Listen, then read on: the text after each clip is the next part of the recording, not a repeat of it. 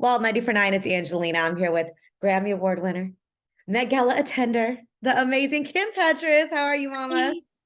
I'm great. How are you? I'm so happy to talk to you. I'm so excited to meet you. I'm sad it's over Zoom. Yeah, totally. I wish it was in person. Yes, the last time I saw you was at Outside Lands and you absolutely killed it.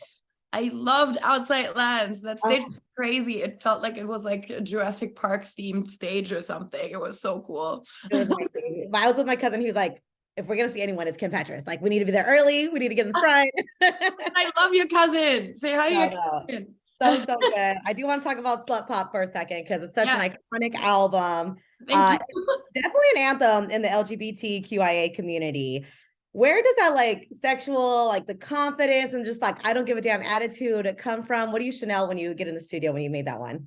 Well, I was just kind of really, I was really inspired at that time by my kind of friends and trans friends who are sex workers. And I kind of, there was a time when OnlyFans wanted to ban sexual content. And I was kind of like, why? Like it's a legit job. And like a lot of my friends and stuff depend on it. And I kind of wanted to take kind of the shame out of it for me, for my friends and everyone, and just sing about sex. Because when I used to go to clubs in Europe, like a lot of the Euro dance music is just really sexy, just stuff. And I just felt I thought it was funny. I thought it was a fun project before my kind of first like serious like major label album to drop. And I just had fun with friends making kind of the silliest things we could come up with. And for a while, like whenever we would write like a sexy pop song, we would call it Slut Pop because it's slutty pop. So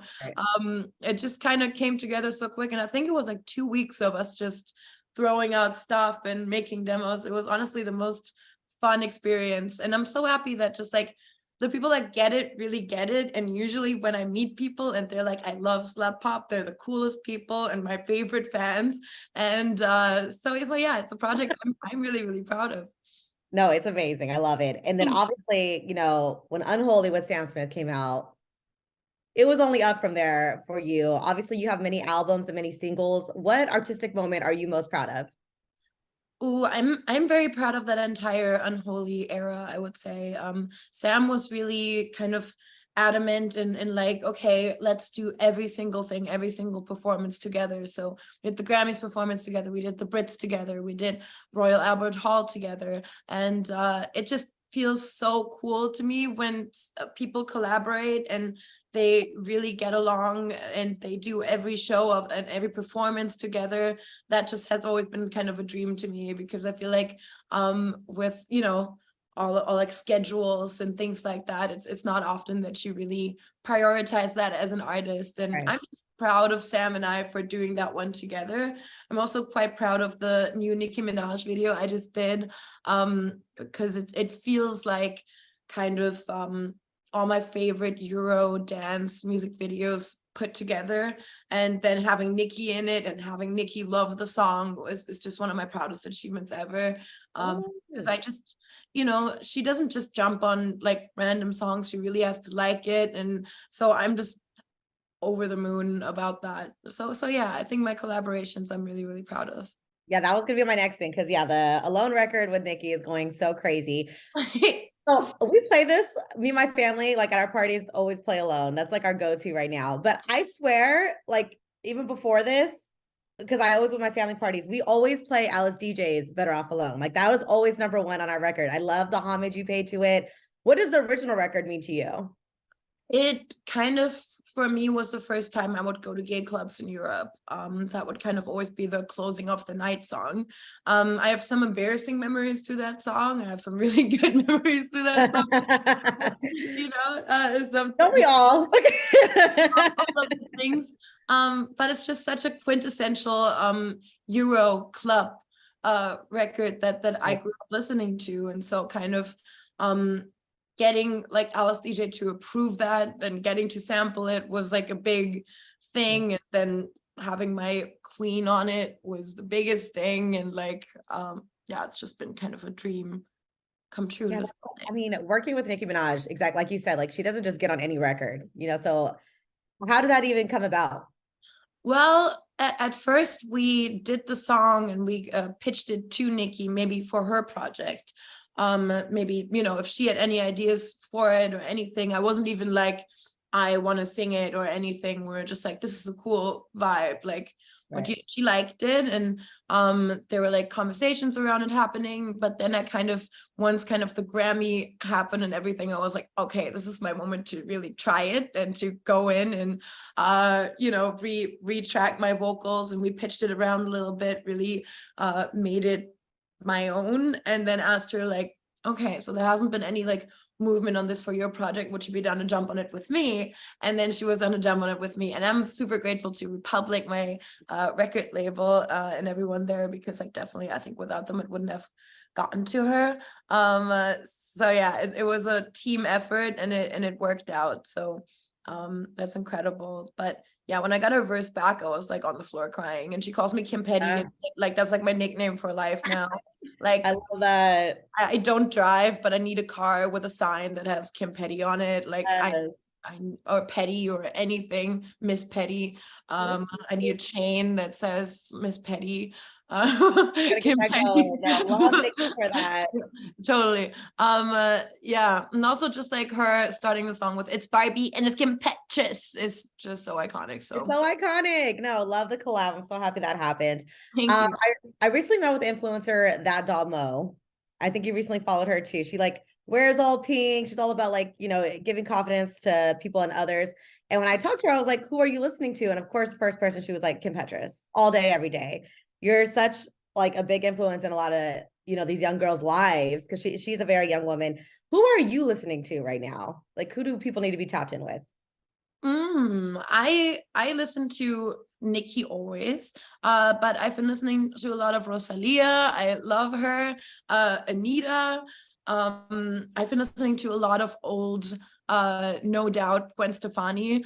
And Gwen Stefani in general, like love Angel Music Baby, I think is one of the most you know, shaped me as an artist records ever, just because there's no skips, it's all such a like its own world. Classic. um and Lana Del Rey, I've always been a huge fan of Lana, and I just like love listening to her like full albums.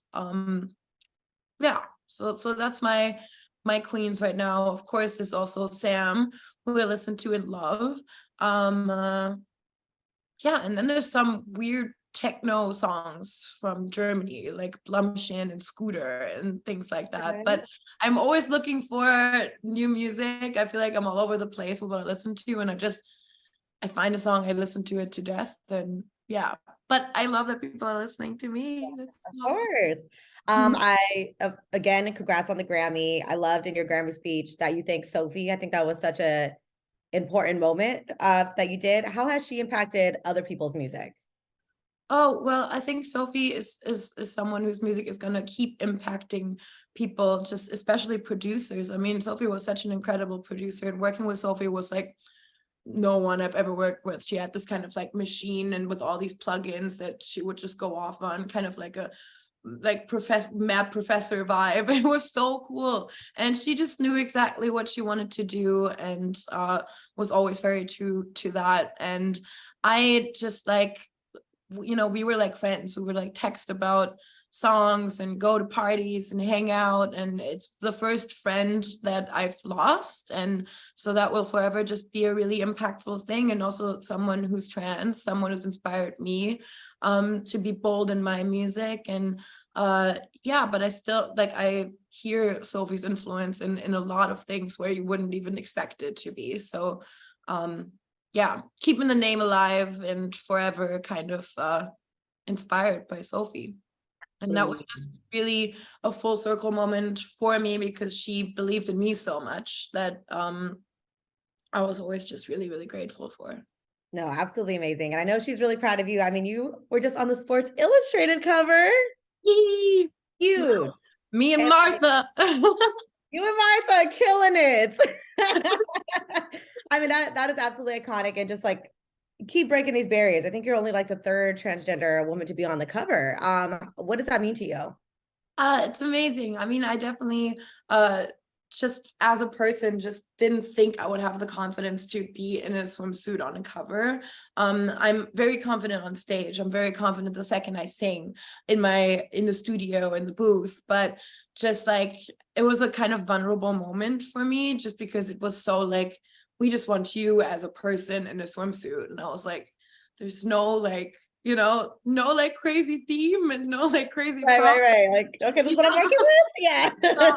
so it felt like, just being more naked than I usually am, in that way. And they made me feel so comfortable and made me feel like I really belong there, and that I'm really grateful for, because I think the whole Sports Illustrated thing just gave me a lot more confidence in myself. And like, after that shoot, I was like, I can do anything, and I need to stop being so hard on myself. And yeah, but I really felt like super beautiful, and like, You look that super beautiful, and what that did for Thank you. others is just so amazing. Thank you. But yeah, so for me, it was just like, I wasn't sure if I could do it, if I was confident enough to do it, and I'm happy that I did it. And it came out great, so I'm proud. Absolutely. And last thing, I know you got the album coming. What could fans expect from this one?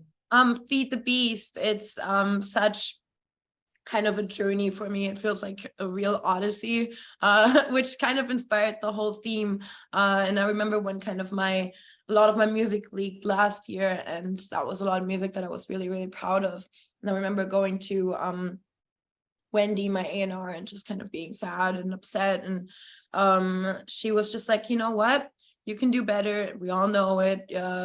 We'll send you back in with a bunch of people. You'll travel around, do a bunch of stuff with everyone, and you just got to feed the beast. And from that conversation, kind of the whole album concept and everything came back. And so it's exciting. Every song is very different from each other. There's a lot of Euro dance inspiration in it, but I feel like as an album, it still really gives you a full cohesive topic and it feels like a little odyssey. And so that's been epic. And I've gotten to kind of travel around the world, really do kind of the pop star thing. I felt like Britney in the like 2000s. Like I went to like Sweden and London and all these different producers, and just like did stuff I never did, and tried a lot of new things. And I feel like I found a whole new version of myself that I'm really, really proud of. So yeah, I'm excited.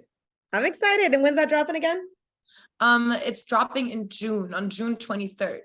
June 23rd. I'm marking my calendar. Well, I can't wait for you to just keep breaking all these barriers and just being the icon that you are. I'm so excited for the album. And thanks so much for talking with me. Yeah, thank you so much. This was fun.